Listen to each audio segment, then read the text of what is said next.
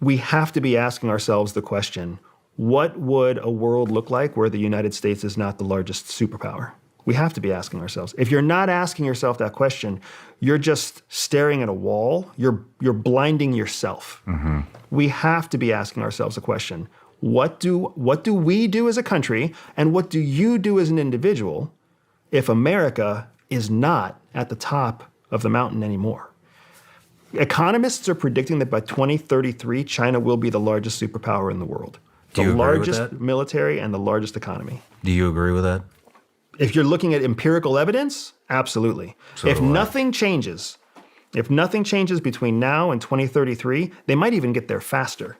So we have to accept the fact that the world is changing. Now, there's still a long time. That's 10 years. That's a decade between now and 2033. Mm-hmm. Can we effect changes now that prevent that from happening? I think we can. They'd have to be pretty radical changes, but I think we can do it. But if we just turn a blind eye and we say it's never going to happen, if we just ignore it, if we put our faith in politicians to do it for us, I'm not so sure it's going to happen in that case, right? So, but that's the biggest question I ask myself every day is, what does my life look like as a 50-year-old man if America is not the largest superpower? What does my children's college experience look like if the United States is not the number one superpower in the world? If my children go into military service, what does that look like if we're the second largest military? Those are questions no generation, my parents didn't have to ask themselves that question. It wasn't until I get back to my grandparents. And that was the generation, yours and our grandparents were the ones that actually saw the rise of the United States. You know, there was a whole generation between them and us that never even had doubts, never had to wonder if the U.S. would be the biggest. Yeah. Right? And now you and I have to be ready to let our children graduate into a world where potentially they'll be number two. Do you think there's a possibility that they are already more advanced? No. I think there's always a probability. So CIA teaches us to look at all outcomes as probabilities, right? Probabilities and possibilities. So probability is valuable because it's numerical, it's calculatable, it's empirical.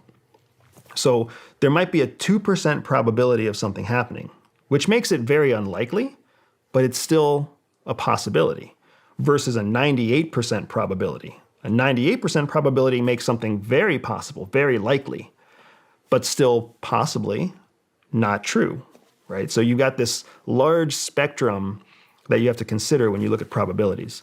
So is the United States, or is China more advanced than the United States right now? Possibly, but not likely.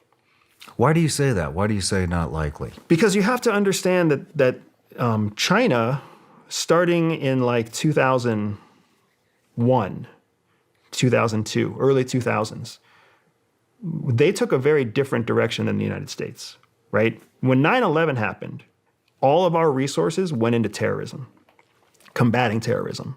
Chinese didn't participate in that war, right? So what they did is they used that time frame to start advancing, to start building the infrastructure that we had spent the previous 20 to 30 years building. Mm-hmm. China doesn't have wired telephone lines like we have in the United States. Any American knows what it's like to drive down any road in the United States and see telephone lines. You and I remember what it was like when you could only talk on telephone lines. The United States invented cellular signals. We invented cell phones. We invented cell towers. When the Chinese actually grew up to the place where they could become a first world country, they basically skipped past telephone lines and graduated directly into cellular era. So when our cell network goes down, we'll fall right back to telephone lines. When their cell network goes down, there is no backup. Okay. Right? People are going next door neighbor to next door neighbor. It's old school telephone. Tell the person in front of you to tell the person in front of them how things work. Gotcha. Right? So they have grown up on our advancement. That's where we are now. That's why you still see issues with intellectual property and you still see issues with corporate espionage and economic espionage. They grow by stealing, reverse engineering, and then programming from there. Maybe they'll make an incremental improvement on what they steal, but for the most part, they're just learning how what they steal even works. And it's not just us they do it to. They steal from Europe, they steal from Russia, They'll steal from everybody to get the whatever is the most advanced thing on the market.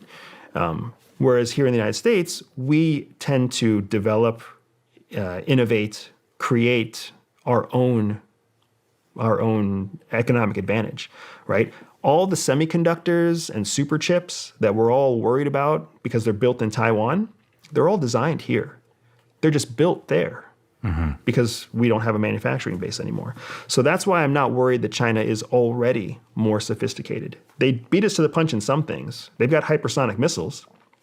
We're just developing them, right? They've got different technology on aircraft that they've been able to steal from Europe and the Middle East that we're still developing, right? But then you look at other things. Their aircraft carriers don't compare to our aircraft carriers. Their operational, organizational execution of military conflict, their approach to covert influence, or what we would call propaganda, is very, very much behind. Really? You think they're behind? They're behind in how they execute it because they have a state-run system. So they can basically blast fake news and withhold real news. That's rudimentary versus what we have in the United States, where free news, truthful news is out there and fake news is out there. That's a whole different, more sophisticated level of misinformation.